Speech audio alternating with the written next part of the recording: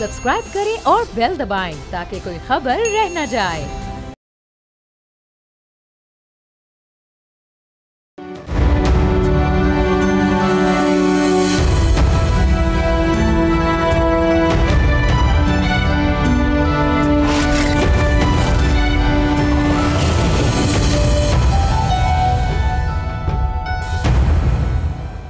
Iran और Israel के दरमियान जंग शिद्दत इख्तियार कर चुकी है। एक दूसरे के खिलाफ हमलों का सिलसिला जारी है। चंद रोज कबल जब इसराइल ने ईरान पर हमला किया, जिसमें ईरानी फौजी क़यादत, एटमी साइंटिस्ट और न्यूक्लियर तंसीबात को निशाना बनाया गया, तो दुनिया ने समझा शायद ईरान पीछे हट जाएगा। लेकिन ईरान ने झुकने के बजाय भरपूर मुज़ाहमत का फैसला किया। इसराइल का अंदाज़ा था कि ईरान भी हिजबुल्लाह, हमास या हूसियों की तरह महदूद रद्द-ए-अमल देगा, मगर ईरान की जवाबी कार्रवाई ने यह तासुर गलत साबित कर दिया। ईरान ने जदीद बैलिस्टिक मिसाइल्स इस्तेमाल करते हुए इसराइली दिफाई निज़ाम आयरन डूम और अमेरिकन सिस्टम थॉट को नाकाम बनाया और ये मिसाइल इसराइली फौजी ठिकानों के करीब गिरे। ईरान की इस भरपूर मुज़ाहमत ने इसराइल को वाज़ेह पैगाम दिया, यहाँ तक कि सदर डोनाल्ड ट्रंप, जो इब्तिदाई हमले के बाद ईरान को न्यूक्लियर प्रोग्राम ख़त्म करने की धमकी दे रहे थे, अब इसराइल और ईरान के दरमियान सीज़ फायर या मुमकिना डील के इशारे दे रहे हैं, बिल्कुल वैसा ही जैसा उन्होंने माजी में भारत और पाकिस्तान के दरमियान किया था। अब तक की इत्तलात के मुताबिक ईरान में 225 से ज़ायद अफराद जाँ बहक हो चुके हैं, जबकि ईरानी जवाबी कार्रवाई में 2 दर्जन से ज़ायद इसराइली हलाक हुए हैं। ईरानी मिसाइलों ने तल अबीब और हैफा में नुमायां तबाही मचाई हुई है। जवाबन इसराइल ने ईरान के सुप्रीम लीडर आयतुल्लाह खामनई को टारगेट करने का मंसूबा बनाया और ये मंसूबा जो है वो उन्होंने सामने रखा, मगर वाशिंगटन ने इत्तलात ये हैं कि उसकी इजाज़त देने से इनकार किया। यहाँ तक कि अमेरिका ने इसराइल की फौरी तौर पे जंग में शामिल होने की दरख्वास्त भी मुस्तरद कर दी। अगरचे इब्तदाई हमलों के लिए अमेरिका ने हेल फाइटर मिसाइलों की बड़ी खेप इसराइल को फराहम की थी, ताहम अब तक अमेरिका ने ईरान की ज़ेरे ज़मीन न्यूक्लियर तंसीबात को मुकम्मल तौर पर डिस्ट्रॉय करने के लिए बंकर बस्टर मिसाइल्स फराहम नहीं किए हैं, जो कि ईरान के जौहरी अज़ाइम को मुकम्मल तौर पर रोकने के लिए ज़रूरी समझे जा रहे हैं। ये खबरें भी आ रही हैं कि ईरानी पार्लियामेंट न्यूक्लियर फैलाव के ख़िलाफ़ माजी में किए गए मुआहदे NPT से निकलने की मंजूरी दे सकती है, जिसके बाद ईरान के लिए एटमी धमाका करने में कानूनी रुकावट हो जाएगी। अब सवाल ये है कि क्या अमेरिका दबाव या सिफारतकारी दोनों ममालिक के दरमियान जंग बंदी ला सकेगा या फिर ये जंग मज़ीद शिद्दत इख्तियार करेगी। आप देख रहे हैं बोल आदिल अब्बासी के साथ। ईरान और इसराइल के दरमियान जंग को 4 दिन हो गए हैं और अब ये सिर्फ चंद हमलों तक महदूद नहीं रही। दोनों जानिब से हमलों में शिद्दत आ चुकी है और आम शहरियों की जिंदगियां शदीद खतरे से दो चार हैं। गुज़श्ता रात ईरान ने इसराइल की एक ऑयल रिफाइनरी को निशाना बनाया और पावर ग्रिड को नुकसान पहुँचाया। दूसरी जानिब इसराइल के शहरों में ज़ोरदार धमाके सुने गए, रिहायशी इमारतें तबाह हो गईं और शहरी खौफ के आलम में पनाहगाहों की तलाश में निकल पड़े। इसराइल ने गुज़श्ता 4 दिनों में ईरान के 120 से ज़ायद मिसाइल लॉन्चर्स को तबाह करने का दावा किया है, जो उसके मुताबिक ईरान की मिसाइल सलाहियत का 1/3 है। इतवार की शब इसराइली फ़िज़ाइया ने एक साथ 20 से ज़ायद ईरानी मिसाइलों को फायर होने से सिर्फ चंद लम्हे पहले तबाह कर दिया। उधर ईरान ने 4 दिनों में इसराइल पर 370 बैलिस्टिक मिसाइल और सैकड़ों ड्रोन्स दागे हैं। इन हमलों से तल अबीब, हैफा और बिटियाम समेत मुतादिद इसराइली मकामात पर तबाही हुई। इसराइली हुकाम का दावा है कि नतन्स न्यूक्लियर तनसीब का ज़ेर ज़मीन हिस्सा मुनहदिम हो चुका है, लेकिन अक़वाम मुत्तहिदा के एटमी इदारे IAEA का कहना है कि सिर्फ सतही नुकसान हुआ है। इदारे के सरबराह राफेल ग्रोसी का कहना है कि अभी तक ज़ेर ज़मीन तनसीबात पर बराह रास्त हमले के शवाहिद नहीं मिले। अगरचे बिजली की बंदिश से सेंट्रीफ्यूजस को नुकसान पहुँच सकता है। अमरीकी सदर डोनाल्ड ट्रंप ने इसराइल को ईरान के सुप्रीम लीडर आयतुल्लाह खामनई को कत्ल करने से रोक दिया। वाशिंगटन ने इसराइल को वाज़ेह पैगाम दिया कि वो इस मंसूबे की हिमायत नहीं करेगा। अगरचे अमेरिका ने इसराइल को दिफाई मदद फराहम की है, जैसे ईरानी मिसाइलों को रोकने में मदद और असलहे की फराहमी, मगर बराह रास्त जंग में शामिल होने से गुरेज किया है। अमेरिकी सदर डोनाल्ड ट्रंप ने ABC न्यूज़ से बात करते हुए कहा कि हम इस वक्त इस तनाज़े का हिस्सा नहीं हैं, लेकिन ये मुमकिन है कि हम शामिल हों। फ़िलहाल हम इसमें शामिल नहीं। उधर ईरान के सदर मसूद पेज़ेश्कियान ने कौम से अपील की है कि वो मुत्तहिद रहें, जबकि इसराइली हमलों से मुल्क के कई शहरों में शदीद नुकसान हो चुका है। किरमानशाह में जहां एक अस्पताल भी तबाह हुआ, इसराइली वज़ीर दिफा इसराइल काट्स ने खबरदार किया है कि तेहरान के शहरी अपने मुल्क की कार्रवाइयों की कीमत चुकाएंगे। ईरान के मिसाइल हमलों में तल अवीव में वाक़े अमरीकी सिफारतखाने के करीब भी एक मिसाइल गिरा, जिससे मामूली नुकसान हुआ। ईरान की पार्लियामेंट ने जौहरी अदम फैलाव के मुआहदे NPT से निकलने पर कानून साजी का आगाज़ कर दिया है, जो एक नए आलमी बहरान का पेश खैमा साबित हो सकता है। इसी पे बात करने के लिए हमारे साथ मौजूद हैं इस वक्त मसूद खालिद साहब, फॉर्मर डिप्लोमेट हैं, डॉक्टर जमील अहमद खान साहब भी फॉर्मर डिप्लोमेट हैं, जनरल रिटायर्ड जाहिद महमूद साहब डिफेंस एनालिस्ट हैं। आप तीनों हजरात का बहुत शुक्रिया। जनरल साहब, आई स्टार्ट विद यू। मुझे ये बताएं कि क्या इसराइल ने अस्करी लिहाज से मिस कैलकुलेट किया है, क्योंकि जो मिलिट्री की ये जो लीडरशिप की किलिंग है और न्यूक्लियर साइट्स पर हमले और मुआशी नुकसानात के बावजूद डिटर नहीं हुआ, जबकि ईरान की जानिब से हमने देखा है कि पहली बार जिस तरह का स्टांस अभी या पोजीशन हमने देखी है, उनके मिसाइल्स आयरन डूम को क्रॉस कर गए हैं और उनका जो डिफेंस सिस्टम है उसको नाकारा बनाया, इसराइल में जाकर गिरे हैं। मतलब ज़ाहिर है सारे तो नहीं गिर सके, जो कुछ गिरे हैं। How do you see this development and situation? जी, बिस्मिल्लाहिर्रहमानिर्रहीम। आदिल साहब, thank you very much for the invite, और दोनों ऑनरेबल एक्सीलेंसीज को भी मेरा बहुत सलाम। देखिए, मैं ये ज़ाती तौर पे समझता हूँ कि ये जो इस वक्त एप्लीकेशन है लिक्विड पार्टी की, या जो ज़ायनिज़्म का जो एप्लीकेशन हुआ है, इसको मिसकैलकुलेशन कुछ हद तक तो हो सकती है कि मिलिट्री टेक्निकल या ऑपरेशन लेवल पे कुछ मिसकैलकुलेशन, लेकिन स्ट्रेटेजिक जो एप्लीकेशन है उनकी, जो थॉट है through pursuing of their political objectives, political तो नहीं, मैं इसको आइडियोलॉजिकल ऑब्जेक्टिव्स कहूंगा जी। पॉलिटिकल तो एक नेशन स्टेट में तो चले, वो ठीक है, लेकिन आइडियोलॉजिकल इसलिए कहूंगा कि जो हेट बेस्ड और उनकी एक्सपेंशनिस्ट जो पॉलिसीज है उसको वो परसू कर रहे हैं जी। ये ज़ायनिज़्म की पॉलिसी हो सकती है, उसी को वो परसू कर रहे हैं थ्रू द मिलिट्री इंस्ट्रूमेंट। तो ये जो लोग जेनोसाइडल एप्लीकेशन कर सकते हैं, जो अपने लोगों की ये इस तरह की जो आइडियोलॉजिकल ऑब्जेक्टिव्स के लिए आप वॉर करते हैं, तो आप अपनी मिलिट्री को भी और अपने लोगों को भी उसमें उस आग में धकेलने के लिए बिल्कुल तैयार रहते हैं। मिसकैलकुलेशन फिर मैं इसलिए इसको नहीं कहूंगा कि दे मस्ट हैव नोन जी, इतनी इंग्रेस है, ट्रेमेंडस इंग्रेस है उनकी इंटेलिजेंस की। देखिए जिस तरीके से उन्होंने they have taken out the scientist या जो मिलिट्री लीडर्स हैं, आइडियोलॉजिकल मिलिट्री लीडर्स भी, और जो नेशन के मिलिट्री लीडर्स हैं, IRG का मैं बात कर रहा हूँ और उनकी आर्मी की बात कर रहा हूँ। आज इंटेलिजेंस चीफ और उनके डिप्टी चीफ की भी खबरें आ रही है कि they have also been taken out. तो एक्स्ट्रा ऑर्डिनरी परफॉर्मेंस है इस लिहाज से। Let's give credit to the devil कि जी उन्होंने उनको पिन पॉइंट किया है, फिर अंदर इंग्रेस भी कर ली हुई है इन्फॉर्मेशन की, फिर रॉ के साथ भी उनकी कोऑर्डिनेशन बहुत अच्छी चल रही है, so they have lot of information. तो इसी तरह उनको ईरानियन कैपेबिलिटीज का भी पता होगा। लोग ये समझ रहे हैं और जो एक शरेट सामने रख के ये जंग कर रहे हैं कि जी हम सिर्फ we wanted to take out nuclear, और न्यूक्लियर का जो थ्रेट है इसको एलिमिनेट करना चाहते हैं, उसी की डिग्रेडेशन करना चाह रहे हैं। मैं उससे एग्री नहीं करता जी, दिस इज लिटिल बियॉन्ड। क्योंकि देखिए ना, न्यूक्लियर साइट्स के अलावा, मिलिट्री साइट्स के अलावा वो सिविलियन एरियाज को टारगेट कर रहे हैं, तेहरान को डायरेक्ट वो कन्फ्रंटेशन टारगेट कर रहे हैं, थ्रेटन कर रहे हैं, तेहरान के लोगों को कर रहे हैं। तो वही जो जेनोसाइडल एप्लीकेशन उन्होंने गाजा में किया, वही यहाँ उठा कर ले आए। अब इसका रिस्पॉन्स तो जाना था, और जब रिस्पॉन्स जाना था तो वो अपने लोगों को भी मरवा के उस पर प्ले करते हैं जी। ये मोदी वाली साइकी है, जिस तरीके से 26 लोग उन्होंने खुद जबा किए, मारे, फिर उन्हीं के खून से ऑपरेशन सिंदूर की दास्तान लिखी।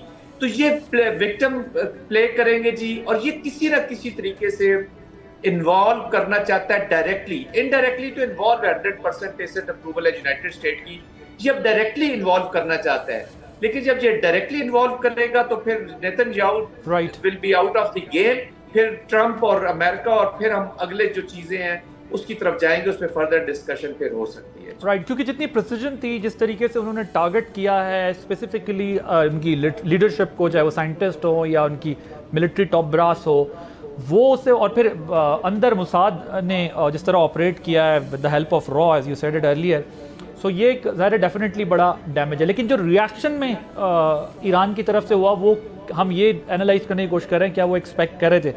एम्बेसडर साहब, मुझे आपसे ज़रा ये समझना है कि ये जो ईरान ने रेजिस्टेंस दी है, ठीक है, डैमेज बहुत बड़ा हुआ है ईरान का, मगर जिस लेवल की रेजिस्टेंस दी है समहाउ उनका सिस्टम, उनके मिसाइल्स बाईपास कर गए उनके आयरन डोम को, थॉट को, अमेरिकन डिफेंस सिस्टम को। सो क्या ये रीज़न बना है डोनाल्ड ट्रंप का रिवर्स गियर लगाने का और फिर डायलॉग और इन तमाम बातों को ज़ेर बहस लाने का? What is your take on? देखिए, पहली बात तो ये है कि ईरान जो है वो रेवोल्यूशनरी ज़ील के साथ जवाब दे रहा है और उसने कहा था कि हम भरपूर जवाब देंगे, ठीक है ना। तो वो मतलब ट्रू टू इट्स वर्ड्स, पहली बात तो ये। दूसरी बात ये कि ट्रंप साहब जो हैं वो तो रोज़ाना बयान चेंज करते हैं, तो मैं I do not attach much significance to what he is saying right now, क्योंकि देखिए उनकी अमेरिका की पुष्ट बनाई के बगैर इज़राइल कभी ये जुर्रत नहीं कर सकते था। और ये सिर्फ यानी कि अब ये अमेरिका में भी ये ओपिनियन जो है, इन्फॉर्म्ड सर्कल्स जो हैं, स्कॉलर्स हैं, एनालिस्ट हैं, वो ये कह रहे हैं कि उनसे बात हुई और उसके बाद उनकी मर्ज़ी से हुआ, क्योंकि उन्होंने ये शुरू में ये कहा कि नहीं हमने ये तो यूनिलैटरल एक्शन है। अच्छा, वो हो नहीं सकता क्योंकि उन्होंने 24 घंटे या 48 घंटे पहले अपने एम्बेसीज़ को जो नॉन एसेंशियल स्टाफ था उनको नोटिफाई कर दिया था कि आप निकल जाएं, तो वॉर की तैयारी थी। उसके बाद आज ही मैं पढ़ रहा था कि चंद दिन पहले उन्होंने कोई about I think 300 help fire missile जो हैं वो इजराइल को दिए हैं, 1-2 दिन पहले उन्होंने पहुंचाए। तो बाकायदा ये प्लानिंग के साथ हुआ और इजराइल तो पहले से ये तैयारी कर रहा था कि उसने करना था। अब जहाँ तक सवाल है कि वो क्या करेंगे, ट्रंप साहब ने तो ये कहा है कि अगर जो न्यूक्लियर जो है एग्रीमेंट उस पर ईरान तैयार हो जाए तो ये सारी चीज़ रुक जाएगी। अब ईरान जो है वो कहता है कि जो हमारी एनरिचमेंट की राइट्स हैं, हम एनपीटी के मेंबर हैं, वो तो आप हमसे नहीं छीन सकते, क्योंकि आप दूसरे एनपीटी मेंबर्स को भी ये राइट देते हैं, यानी कि वो ज़राअत के लिए काम करना चाहते हैं, जो न्यूक्लियर पावर है, न्यूक्लियर एनर्जी है, हेल्थ के ऊपर काम करना चाहते हैं, दूसरी साइंटिफिक रिसर्च के लिए काम करना चाहिए, वो तो आप डिप्राइव उनको नहीं कर सकते। और जब ये JCPOA जब हुआ था उस वक्त ये रिकग्नाइज हुआ था कि ईरान की जो ये राइट्स हैं वो रहेंगी, तो वो ट्रंप साहब आए, उन्होंने उसको एग्रीमेंट को स्क्रैप कर दिया। अब ये है कि अगर ईरान की तरफ से प्रेशर और बढ़ा इजराइल के ऊपर, उनकी तबाही ज़्यादा हुई, क्योंकि इजराइल जो है उसका रेडियस तो बहुत छोटा है ना एज ए कंट्री, तो वो अगर बढ़ा, क्योंकि उन्होंने हाइपरसोनिक मिसाइल भी इस्तेमाल किए हैं, प्लास्टिक मिसाइल्स भी, तो ड्रोन्स भी, के खैर ड्रोन्स आर ईजियर। लेकिन देखिए बात यह कि इजराइल की कैपेबिलिटी जो है, मिलिट्री सलाहियत, वो सोफिस्टिकेटेड टेक्नोलॉजी के ऊपर बेस करती, ईरान की उस तरीके से नहीं है। लेकिन चूँकि एक रेवोल्यूशनरी गवर्नमेंट है, एक आइडियोलॉजिकल गवर्नमेंट है, एक उनकी कमिटमेंट है कि इजराइल जो है वो इस खित्ते में फितना है, तो उसको वो टैकल कर रहे हैं, जवाब दे रहे हैं। लेकिन the way they have eliminated their military and security leadership within no time, ये तो बहुत बड़ी एक डेवलपमेंट है। और मोसाद की जो इन्फिल्ट्रेशन है वहाँ पर ईरान के सिस्टम में, तो मैं ये कहूँगा कि लगता ये है कि 2-pronged स्ट्रैटेजी है इसराइल की। वो ये कि इसको जो इसका न्यूक्लियर प्रोग्राम है वो पैरालाइज कर दिया जाए और उसी की आड़ में, इसी प्रोसेस में ईरान की हुकूमत को इतना हिला दिया जाए कि वहाँ अगर पॉसिबल हो तो वो रजीम चेंज भी हो जाए। जमील साहब, आप मुझे ज़रा ये बताएं कि ये जो ट्रंप बात करें, डोनाल्ड ट्रंप ये कह रहे हैं कि जी इंडिया पाकिस्तान की तरह का सीज फायर ट्रेड की एक ऑप्शन दे रहे हैं उनको कि जी ट्रेड हो सकती है। फिर देखें ना, पाकिस्तान और इंडिया भी कोई ट्रेड नहीं कर रहे थे और जितनी हॉस्टाइल सिचुएशन थी, वो सारा जो इन्वायरमेंट था, लेकिन वो फिर भी पाकिस्तान और इंडिया के बारे में यही कहते रहे कि जी मैंने इनको ट्रेड से कन्विंस किया है कि वॉर में ना जाए। सो कुछ ईरान पे सैंक्शंस में कुछ नरमियाँ आ सकती हैं अगर वो किसी किस्म की डील ब्रेक कराने में कामयाब हो जाते हैं, और ओवरऑल भी आप ज़रा सूरत हाल को एनालाइज कीजिएगा। देखिए, जहाँ पहले जो आपने पूछा मुझसे सवाल कि कोई नरमी आ सकती है, नरमी तो ईरान में नेगोशिएशन के दौरान कोई नरमी ऑफर ही नहीं की गई। और बल्कि तो बात है कि जब दोबारा ये डोनाल्ड ट्रंप साहब ने जब ये बयान दिया और रिमार्क्स दी रादर, तो उसमें उन्होंने कोई रिलैक्सेशन की, कोई सैंक्शंस को मध्यम करने की, कम करने का तो कोई जिक्र नहीं किया, नेगोशिएशन के दौरान भी नहीं किया। तो लिहाजा जब उन्होंने अभी दोबारा भी उनको एक लेटर रिपोर्टेडली लिखा गया है अमेरिका ने ईरान को, और कहा है कि जी आप इसको अगर थर्ड कंट्री में एनरिच करें या तो इसमें डील हो सकती है आपसे, और ईरान ने उसका जवाब दिया है कि नहीं, ये नहीं हो सकती, क्योंकि ईरान को पता है कि ईरान की न्यूक्लियर फैसिलिटीज उन्होंने बहुत ज़्यादा मजबूत तरीके से, बहुत ज़्यादा गहराई में बनाई हुई है। इसका मतलब ये नहीं है कि अमेरिका के पास कैपेबिलिटी नहीं है कि वो उसको न्यूट्रलाइज न कर सके, लेकिन अब तक इसराइल के हमले के बावजूद अकॉर्डिंग टू IAEA वो कहते हैं कि जो सरफेस पे बिल्डिंग्स हैं और जो फैसिलिटीज थी वो तबाह हुई हैं, और उसके शॉक से कुछ कंटेमिनेशन नीचे हुआ है ज़मीन को, उससे ज़्यादा नहीं हो सका। और इसका मतलब ये हुआ साइंटिफिकली, जो साइंटिस्ट कहते हैं कि ये जब चाहे उसको आराम से दोबारा उसको प्रोसेस को शुरू कर सकते हैं, या प्रोसेस अभी भी हो सकता है जारी। तो उनको यही सबसे बड़ी एक प्रॉब्लम थी। और ओवरऑल सिचुएशन की आपकी बात की, मैं उस पर आता हूँ, लेकिन ये 60 दिन का जो उन्होंने दिया था कि 5 सेशन हो चुके थे और छठा इतवार के दिन यानी कल गुज़श्ता रोज जो होना था, उससे पहले क्यों हो गया ये मामला?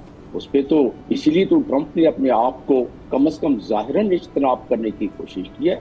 बातिलन तो ज़ाहिर इज्तनाब नहीं हो रहा है, क्योंकि सारी सपोर्ट जारी है। और अभी आपका मैस्टर साहब ने बतला दिया है कि उनको अभी क्या क्या हुकूमत मिल रही है। और उसके अलावा यूक्रेन से जो 2000 मिसाइल्स जो ट्रांसफ़र किए जा रहे हैं इजराइल की तरफ से, तो इसका मतलब तो ये हुआ कि इजराइल को इस चीज़ का इदराक है कि ईरान उनको कुछ अरसे तक इंगेज रख सकता है और नुकसान पहुंचा सकता है। दूसरा इसमें मामला ये है कि इजराइल को इस चीज़ का इदराक नहीं था कि इतने ज़्यादा, ठीक है, वो उसको न्यूट्रलाइज कर रहे हैं उनके सुपरसोनिक मिसाइल्स को, और इवन जॉर्डन उनका साथ दे रहा है, और जब ऊपर से उनकी एयर स्पेस से गुजरते हैं तो वो भी न्यूट्रलाइज करने की कोशिश करते हैं। और वो प्रोसेस से इराक से गुजरते हैं, जॉर्डन है, जॉर्डन कर रहा है न्यूट्रलाइज। इराक तो नहीं कर सक रहा है, इराक तो नहीं कर सक रहा है, लेकिन सीरिया भी नहीं कर सकता है, जॉर्डन कर रहा है।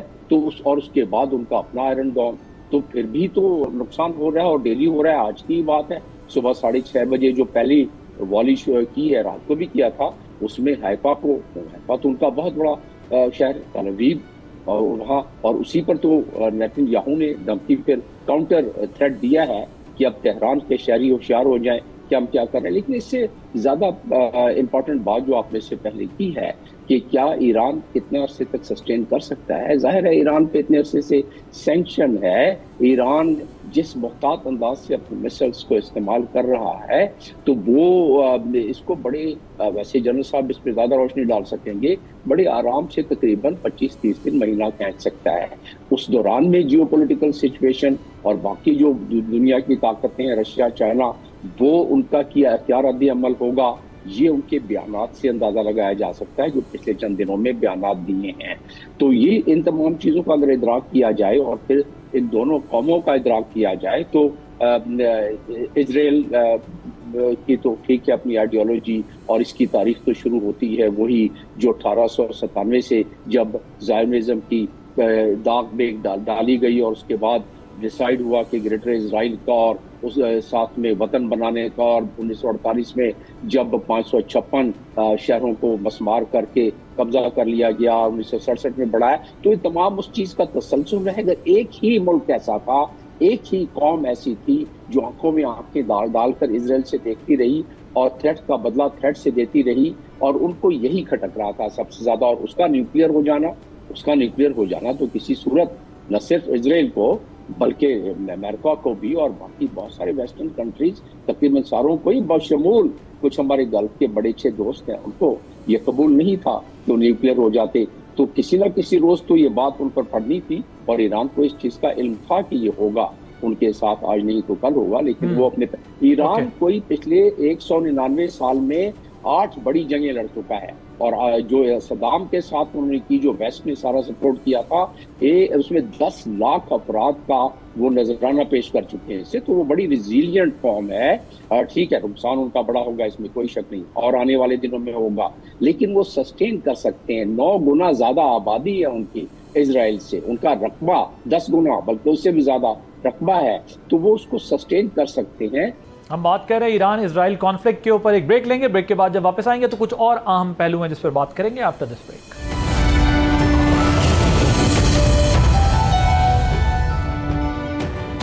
Welcome back. जनरल साहब, मैं आपके पास एक, अभी जिस तरह हमारे ऑनरेबल एम्बेसडर ने इस सारे सिनेरियो की एक वो पिक्चर हमारे सामने रखी है, अब मैं ज़रा मिलिटरली आपसे समझना चाहता हूँ, ये जो बैलिस्टिक मिसाइल्स हिट किए हैं ईरान ने इसराइल में, क्या इनके पास इससे भी ज़्यादा कोई लीथल वेपन है या इसी पर रिलायंस लगता है आपको ईरान का होगा? एक दूसरा, बंकर बस्टर नहीं दिए इसराइल को आई थिंक अमेरिकन ने, जिसकी वजह से वो उस स्टेज पे भी नहीं पहुंचे जहां पर पहुंचना चाहते हैं मज़ीद।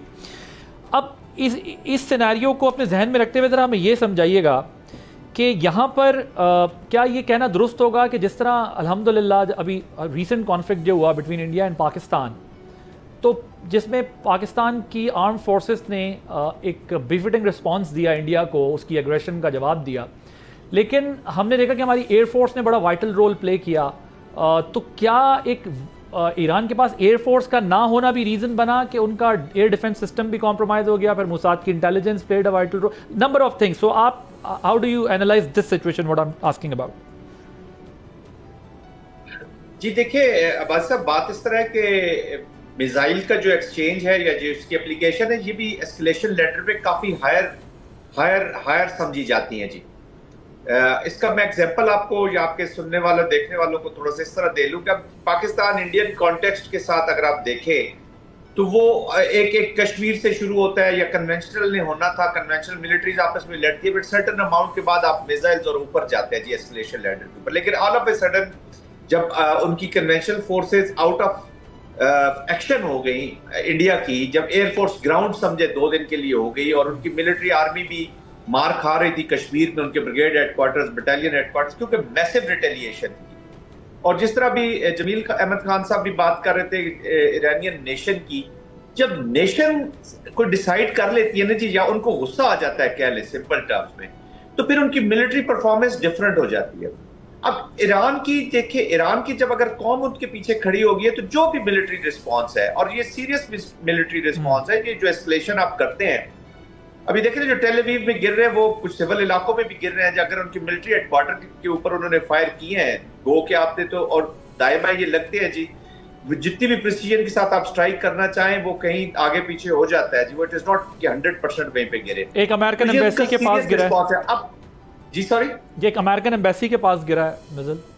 जी हाँ, अमेरिकन एम्बेसी के पास गिरा है, और ये मुझे तो डर सबसे ज्यादा अभी इसी चीज का है कि इंडिया अगर यूएस की डायरेक्ट इन्वॉल्वमेंट हो जाती है, लेट्स से कि कोई थर्ड पार्टी कोई ऐसा एक्शन कर लेती है, या ये जो फॉल्स फ्लैग ऑपरेशन जिस तरह भारत ने हमारे खिलाफ किया, वो इजराइल खुद ही अगर क्राफ्ट कर ले, क्योंकि ये जो ज़ायनिज़्म, दोनों हिंदू ज़ायनिज़्म और ज्यूइश ज़ायनिज़्म है, इनके पास जो मॉडल्स है ना वॉर के, उन्होंने एक जैसी लगाए हुए हैं, तैयार किए हुए हैं। वो अलग बात है कि वॉर में थीरीज चलती हैं, ये मॉडल्स चलते नहीं है जी। एनीवेज कोई थर्ड पार्टी को फॉल्स फ्लैग कर देती है, या अमेरिकन किसी इंटरेस्ट के ऊपर हमला हो जाता है और डायरेक्टली इन्वॉल्व हो जाते हैं, तो देन तो we have a very very serious situation जी, फिर मामला बहुत ज्यादा है। लेकिन ये भी बड़ा इफेक्टिव आप ये कह रहे हैं बेसिकली, आप ये कह रहे हैं कि जिस वक्त कोई नेशन गुस्सा कर जाती है या उसका कोई रिजॉल्व होता है, तो फिर वो मीन्स खत्म हो जाते हैं, वो मोड खत्म हो जाते हैं, फिर वो जो कुछ भी अवेलेबल होता है उनके पास वो उसको अपनी फुल कैपेसिटी में यूटिलाइज करते हैं। That what you are saying. एक छोटा सा इशारा कर देता हूं, उस पे शायद हम फर्दर डिस्कशन ना कर सकें। देखिए, सबसे पहली कैजुअलिटी होती है मिलिट्री प्लान की जी। प्रॉब्लम यह है कि अमेरिकन एप्लीकेशन या इनके अलाइज की या दोस्तों की या इनकी प्रॉक्सीज की जिधर भी एप्लीकेशन हुई है, उन्होंने उस मुल्क में अपने political objectives, 10 political objectives achieve किए हैं, ना मिलिट्री ऑब्जेक्टिव, सिवाय कैओस एंड कंफ्यूजन के। आज इराक की हालत देख लें, वहां पे क्या हालात हो गए जी। अफगानिस्तान की हालत देख लें, 20 ईयर्स की एप्लीकेशन की बात है, क्या कंफ्यूजन हो जाती है। अच्छा, जब आप मैं तो ये जाती तौर पे समझता हूँ कि ईरान के ऊपर हमला करके उन्होंने ईरान को न्यूक्लियर होने के और करीब पुश किया कि तुम जल्दी न्यूक्लियर हो जाओ। हु नोज जी। इस वक्त देखे ना, we have a very sketchy information, 100% information तो अमेरिकन के पास भी नहीं। अमेरिकन इसी तरह वेपन्स के बहाना बनाकर इराक के अंदर गए थे, तो किधर है वो वेपन्स ऑफ मैस डिस्ट्रक्शन जो वहां से निकले? हाँ, क्योंकि तो इनके इंटेलिजेंस फेलियर्स भी हो सकते हैं ईरान में। और देखिए, हमास पूरी खत्म नहीं हुई है, आप हिजबुल्लाह को पूरा खत्म नहीं कर सके हैं। सीरिया में आपकी सिचुएशन है, पैलेस्टाइन में, फलस्तीन के अंदर आपकी सिचुएशन है, लेबनान में सिचुएशन है, हुतीज के साथ सिचुएशन है। तो absentia of war doesn't mean कि पीस हो जाएगा। जब पीस नहीं होगा, जब तक बेसिक फंडामेंटल इश्यूज को आप एड्रेस नहीं करेंगे, तो वॉर इन वन शेप और अदर कंटिन्यू रहेगी। साहब ये वैसे वो आप प्रॉक्सीज का हवाला दे रहे हैं गालिबन कि जो प्रॉक्सीज थी वो कॉम्प्रोमाइज हुई, तो जब प्रॉक्सीज कॉम्प्रोमाइज हुई हैं तो फिर उसके बाद we have reach to that level. अब चूंकि बिल्कुल ग्लव्स ऑफ हो चुके हैं दोनों मुल्क एक दूसरे के आमने सामने। मुझे ज़रा ये बताएं आप कि ये आप ये कह रहे हैं कि ये ईरान इसको कंटिन्यू कर सकता है, सस्टेन कर सकता है? बिल्कुल कर सकता और है। वेपन्स ऑफ मास डिस्ट्रक्शन की आड़ में जो प्रीएम्प्टिव स्ट्राइक्स टोनी ब्लेयर को मिलाकर नेतन्याहू उस वक्त भी यही बात करता रहा और आज वहाँ कुछ भी नहीं है, बल्कि उल्टा वो एरियाज डीस्टेबलाइज हो गए, वहाँ पर स्टेबिलिटी नहीं आई, बल्कि वो और डिस्टर्ब हो गए वो कंट्रीज जहाँ पर इन्होंने पहले ये अटैक्स किए हैं। जी मैं बिल्कुल यही कह रहा हूँ। देखें ईरान ने अगर if Iran has to go down तो वो they will prefer fight going down while fighting. जी वो लड़ के नीचे जाना चाहेगा ना। आप इसी कंडीशन में अगर कहें कि जी ठीक है हम नेगोशिएशन के लिए तैयार है, तो you have nothing to offer. आपको न गेन न कुछ भी नहीं होगा टेबल के ऊपर। टेबल के ऊपर अगर आपने अपने विन विन सिचुएशन ईरान की क्या है कि वो पीसफुल मीन की परमिशन ले ले, चाहे जिस हद तक मिले उनको कि पीसफुल मीन के लिए हम परसू कर सकते हैं जी अपने, और we can continue working on this. ये मिनिमम है, उसके लिए भी उसको एक कॉस्ट क्रिएट करनी पड़ रही है। और उसको ये कॉस्ट तभी क्रिएट करेगा जब इजराइल की अवाम अभी उधर, अब थोड़ी बहुत वहां पे भी बातें हो रही हैं। उन्होंने भी अपने मीडिया कैंपेन से, जिस तरह मोदी साहब का मीडिया है, इजराइल की अवाम में भी ये डाल दिया कि ईरान वो मुल्क है जो दुनिया के मैप पे इजराइल को बर्दाश्त देखना ही नहीं चाहता। अब उन लोगों को आहिस्ता आहिस्ता समझ आ रही है, क्योंकि इनकी पॉलिटिक्स तो बहुत वीक है। Netanyahu politically is weak as of today. Corruption के भी इश्यूज हैं, लेकिन स्लोली अभी जब उधर अटैक हो रहे हैं और सिविलियन लाइफ डिस्टर्ब हो रही है, तो थोड़ा सा प्रेशर उधर वहां पे भी बिल्ट होना शुरू हो जाएगा जी, स्लोली एंड ग्रेजुअली। तो ईरान एक विन विन या कम से कम कंफर्टेबल पोजीशन जरूर हासिल करना चाहेगा। So politically you see Netanyahu in trouble after this war? देखिए अगर अमेरिकन डायरेक्ट इन्वॉल्व हो जाते हैं तो I am not foreseeing. Netanyahu leader तो है नहीं ना जी, he is a Zionist terrorist political. अपनी ऑब्जेक्टिव्स अचीव कर ले, वो कौन से इजराइल के एट लार्ज ऑब्जेक्टिव्स अचीव कर रहा है। जिस तरीके से वो और उसकी parties under pressure, right wing का कभी उस पर प्रेशर आ जाता है, तो ये तो मोदी और नेतन्याहू दोनों ही ट्रबल में होंगे। जिस तरह इंडिया में भी अब मोदी के लिए वो सवालात खड़े हो गए जो आज से 6 महीने या 5 महीने पहले नहीं थे उस तरीके से। समहाउ वो कुछ ना कुछ अपने लोगों को गिमिक्स के जरिए बेवकूफ़ बनाते रहते थे। हम ये करेंगे। एम्बेसडर साहब मुझे ये बताइएगा कि ईरान के पास अपने अब डिफेंस के लिए क्या ऑप्शंस अवेलेबल हैं, किन ऑप्शंस को वो एग्जॉस्ट कर सकता है other than this military option? और 60% एनरिचमेंट तो वो कर ही चुके हैं, 90% पर वो कंप्लीट हो जाएगा। लेकिन वो ये कह रहे हैं कि अगर इजराइल अटैक्स रोके, दे ऑफर्ड, उनके फॉरेन मिनिस्टर ने कहा कि ये रोकें अटैक्स तो फिर बात हो सकती है, डायलॉग हो सकता है। जी बिल्कुल। इस वक्त तो दोनों जो ममालिक हैं इजराइल और ईरान, मिलिटरली तो मेरा ख्याल है वो दे आर यानी कि तकरीबन बराबर ही हैं। जो उसको मार पड़ रही है इजराइल को फिलहाल, वो बड़ा अच्छा जवाब है। Israel was not expecting this kind of, मेरा ख्याल है कि इतनी शिद्दत शायद एक्सपेक्ट नहीं कर रहा था। लेकिन ईरान ने कहा हुआ था कि हम तो पूरी यानी कि शिद्दत से जवाब देंगे। हाँ, they will go to any extent. ठीक। अब बात ये कि ऑप्शंस क्या हैं। ऑप्शंस ईरान ने कहा है कि अगर ये इजराइल स्टॉप करे, लेकिन इजराइल तो ये कह रहा है कि हम तो इसको अभी कंटिन्यू करेंगे इस कैंपेन को। नेतन्याहू ने तो अभी कल कहा है कि हम तो इस कैंपेन को चलाएंगे आगे, ये 1-2 दिन की बात नहीं है।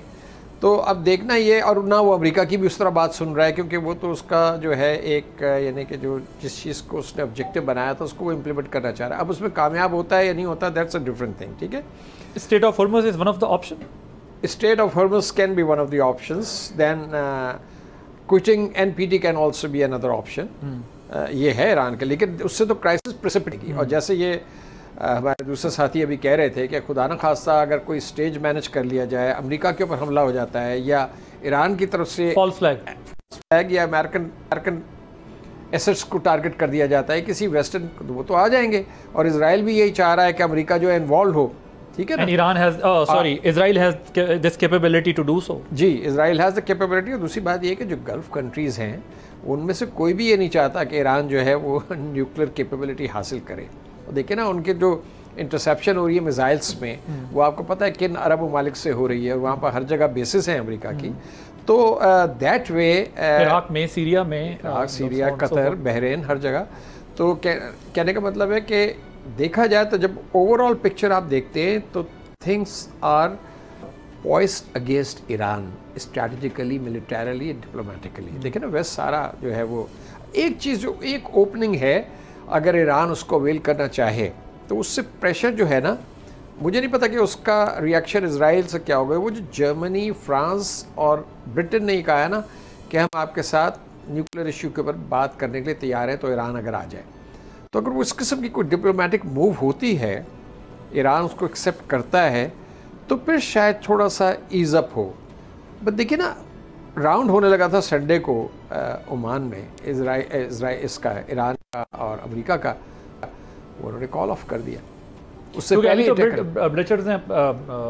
ब्रिटेन की गवर्नमेंट ने तो भेजे अपने जहाज, और वो जहाज भेज रहे हैं। उन्होंने कहा हम अपनी इंस्टॉलेशंस को डिफेंड करना चाहते हैं। नहीं, ना, वो कहते तो यही है, लेकिन तैयारी है ना, तो कर तो कुछ भी सकते हैं।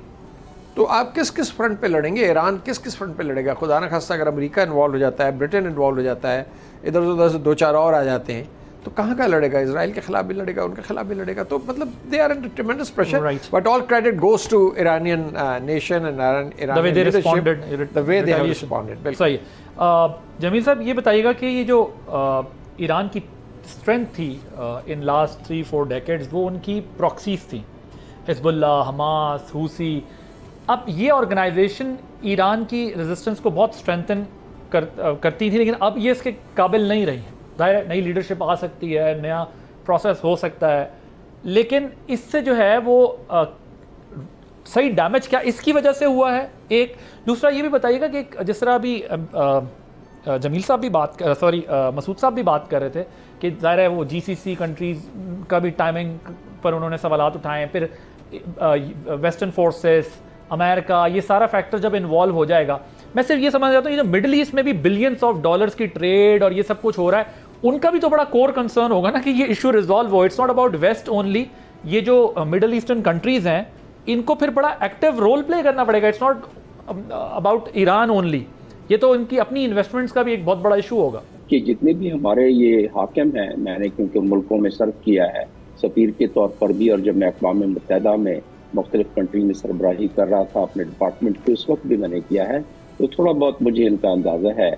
और जो मैं इनसे गुफ्तगू होती रही है, तो उसके बैकग्राउंड में और जो मेरा मुशाहिदा और स्टडी है, उसके बैकग्राउंड में मैं ये कह सकता हूँ कि इनके जो हुक्मरानों के पर्सनल इंटरेस्ट जो हैं वो तो ज़ाहिर है उसके बंधे भी हैं वो अमेरिका से और वेस्ट से, ज़्यादा अमेरिका से। उसको चाहे वो उनकी अपनी दौलत को रखने की बात हो, चाहे अपनी ताकत को बचाने की ही बात हो। आज अमेरिका हाथ खींच जाए तो आप ये समझते हैं कि गल्फ कंट्री में चंद हमारे ममालिक हैं वो सर्वाइव कर जाएंगे। उनका अपना मानना ये है कि नहीं, हमारी जरूरत। मुझसे खुद कुछ हुक्मरानों ने ये बात की थी कि जी आप लोग क्यों अमेरिका से, उस ज़माने में कोई क्रिटिसिज्म पाकिस्तान से चल रही थी कि अपने बताएं हुकूमत को कि अमेरिका के खिलाफ तो कम से कम इस तरह की क्रिटिसिज्म नहीं होनी चाहिए। तो एक तो उनके हुक्मरान। अब रहा सवाल आपके दूसरे जो एक्सेस ऑफ रेजिस्टेंस, उससे ये अगली बात जुड़ी हुई है अवाम। इन तमाम मुल्कों की आवाम, देखिए मैं आपको बता देता हूँ डेमोग्राफी क्या है। इस वक्त कुवैत से चलते हैं, कुवैत में इस वक्त 35% के करीब, 30 से 35% के करीब अहले तशी हजरात हैं, और इसी तरह यूएई में इवन 20% है, बहरीन में तकरीबन 70% के करीब लगभग हैं, इसी तरह कतर में थोड़े 20 के करीब, दमाम में वहाँ 20-25% के करीब हैं। तो ये आप कह रहे हैं कि नजरियात, आप कह रहे थे कि एक्सेस ऑफ रेजिस्टेंस, अमेरिका का भी यही ख्याल है और इजराइल का भी यही ख्याल है कि अब हमने ईरान को वल्नरेबल कर लिया। क्यों? इससे पहले क्यों ये अटैक किया? इसीलिए किया कि वो सारे फ्रंट लाइन के, अब सिर्फ होती एक फ्रंट लाइन रह गया है जिसको उन्होंने काफ़ी बम्बार्ड कर के कोशिश की है। मैंने होतियों के साथ जब मैं अक़वाम मुत्तहिदा में था तो मैंने हुसैन होती को जिस वक्त उन्होंने शहीद किया तो मैं खुद वहाँ गया देखने के लिए, और वहाँ जो मैंने इनका रिजल्ट देखा। तो बहरहाल मैं इतना मुख्तसरन बतलाना चाहता हूँ कि वो जो नजरियात मरते नहीं है। ये हमास जो है ये अपनी कमर टूटी हुई के साथ भी बहुत सारे हमास निकल आएंगे, सिर्फ आप 15-20 दिन अगर ये और खींच जाए तो। इसी तरह लबनान में उनके पास 40,000 के करीब फाइटर्स, उससे ज्यादा उनके पास उनके जाहिर है सपोर्टर्स, लेकिन एक्टिव फाइटर्स 40,000 एग्जैक्टली। ये उठ खड़े हो सकते हैं वहां से। ईरान को सपोर्ट जितने दिन ज्यादा वो रहेगा उतने दिन ज्यादा वहां से बॉटम्स अप सपोर्ट मिलेगी। और दूसरा हम समझते हैं कि चाइना और रशिया कब तक खामोश रहेगा, ठीक है, आज तो चाइना ने काफी अच्छी राइट सर। जान साहब यू वांटेड किस अंदाज में जान साहब you wanted to add a point, please go ahead because मैंने फिर कंक्लूड करना है जरा शो। जी बिल्कुल, जैसे अभी जमील अहमद खान साहब भी उसी तरफ ही हिंट कर रहे हैं कि एब्सेंशिया ऑफ वॉर जो है ना जी, देखें उसका मतलब नहीं है कि हम यहाँ पे पीस हो गया। हमें एंटी वॉर ट्रम्प से ज्यादा इस वक्त रीजन को प्रो पीस ट्रम्प की जरूरत है, और I think sense should prevail. देखिए रशियन भी ब्रूज्ड हैं जी, रशियंस को भी गुस्सा है वेस्ट के ऊपर कि वो टेसिटली और यूक्रेन को सपोर्ट भी कर रहे हैं। वो रशिया और चाइना ईरान की एक पार्टनरशिप और एक स्ट्रेटेजिक अंडरस्टैंडिंग या शेयर गोल जरूर रहा है कि टू वीकन यूनाइटेड स्टेट्स। बातचीत हो रही है, ट्रेड हो रहा है, सब कुछ हो रहा है, लेकिन ये जो हेजमोनिक स्टेट्स होती हैं या जो नेशंस के अंदर चीजें चली जाती है, या जैसे अभी जमील साहब इशारा कर रहे हैं कि जो स्ट्रॉन्ग आइडियोलॉजी है या रेवोल्यूशन से रिलेटेड जो फोर्सेज हैं, ये बड़ी डीप रूटेड होती हैं जी। और रशियन की भी जो दोस्ती और दुश्मनी बड़ी डीप रूटेड होती है। वो अपरेंटली कुछ भी कर सकता है अगर वो सप्लाईज इनको जारी रखते हैं या ईरान को कोई वेज एंड मीन्स निकाल सकते हैं, क्योंकि रशिया के ऊपर भी देखिए ना रिसेंट पास्ट में बड़ी पाबंदियां नहीं है, तो वो इनको अगर सप्लाईज ऑफ मिसाइल्स और ये प्रोटेक्टेड होगा तो इजराइल का भी उतना ही नुकसान होना शुरू हो जाएगा और इंटरनली उनके ऊपर बड़े प्रेशर्स आने शुरू हो जाएंगे। एंड ऑफ कोर्स ईरान इसको एक पॉजिटिव नोट पे, ये कम से कम विन विन सिचुएशन के नोट पे इस वार को खत्म करना चाहेगा, otherwise they have a serious problem. It would be a great achievement if they do so, because एक इतनी बड़ी मिलिट्री माइंड इजराइल इस वक्त सबसे ज्यादा उसकी मिलिट्री स्ट्रांग है, पावरफुल है इन टर्म्स ऑफ टेक्नोलॉजी और जो उनके पास रिसोर्सेस हैं, तो अगर वो विन विन पोजीशन में ले जाते हैं तो ये तो बड़ी अचीवमेंट होगी। Thank you so much Masood Khalid साहब, former diplomat, doctor Jameel Ahmed Khan साहब, मेजर जनरल महमूद साहब, आप तीनों का बहुत शुक्रिया। नाज़रीन आपने गुफ्तगू सुनी। रीजन इस वक्त जो है वो डिस्टर्ब है। कुछ अर्सा पहले पाकिस्तान इस वक्त इंडिया के साथ जो कॉन्फ्लिक्ट था उससे बाहर निकला है, रशिया यूक्रेन वॉर है, और अब ये ईरान और इजराइल का जो मामला है, मामलात खासे गंभीर है और इस रीजन को बहुत रिस्पॉन्सिबल तरीके से आगे बढ़ना है, सिचुएशन को एनालाइज करना है कि ये क्या हो रहा है और क्यों हो रहा है। और ज़ाहिर है जिस तरह जनरल साहब ने एंड में बात की और एम्बेसडर्स भी हमारे ये बात कर रहे थे कि चाइना और रशिया कब तक फिर खामोश रह सकेंगे अगर इस किस्म का डर्टी प्ले होगा। आदिल बात को इजाज़त दीजिए, अल्लाह हाफ़िज़।